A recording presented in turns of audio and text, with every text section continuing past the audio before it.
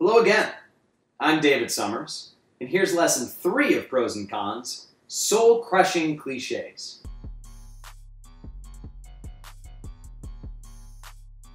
Cliches are overused words, themes, or phrases that crush the souls of those who read them. If you're not sure if you're using a cliche, ask yourself, could almost anyone in the world besides me express this same message? If yes, eliminate it. Unless you're in professional sports. You're going to have to learn your cliches. You're going to have to study them. You're going to have to know them. They're your friends. Write this down. We got to play them one day at a time. Got to play. It's pretty boring. Of course it's boring. That's the point. Write it down.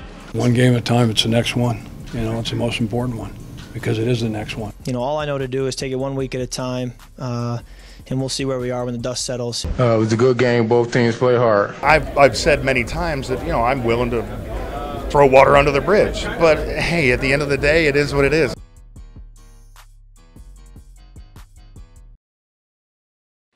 Our first example of a cliche comes from reality television star Kim Kardashian, after breaking the internet with her photo shoot in Paper magazine.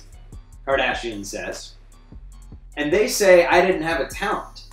Try balancing a champagne glass on your ass, LOL." You know what? Never mind. I like that one.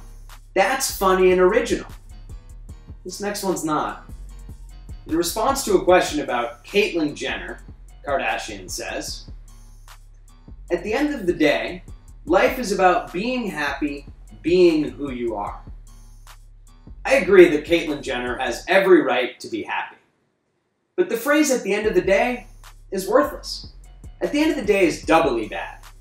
First, it's a cliche, meaning ultimately, but it's also an example of a verbal crutch that we use to buy us time or to emphasize our meaning. Other verbal crutches like "the truth of the matter is" or "the thing is," though not cliches exactly, they should be removed as well. Like adverbs and helping verbs, verbal crutches delay and weaken your sentence's message. Let's try to revise Kardashian's remarks after we remove the cliches, linking, and helping verbs.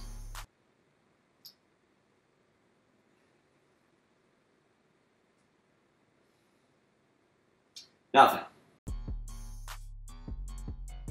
Our next example is a cliched theme that I often find in college essays. This example comes from a student of mine writing about her community service project with Habitat for Humanity. She writes, "But it turns out that when I thought I was helping them, all along they were helping me." Okay. Even if you ignore the self-righteousness of the claim, which is hard to do, the sentence is still painful because we've heard it so many times. Why don't you write about the lasting impact that you had on them? No one ever writes about that. I found too many instances of our last example to pick one, so instead I'll cite a poll. Thinking outside the box has been voted Britain's most despised business jargon by researchers in a new poll. We've heard this phrase so many times that it has lost all meaning. As we see from the poll, cliches are not only lazy, empty, and unoriginal, but they infuriate the reader as well.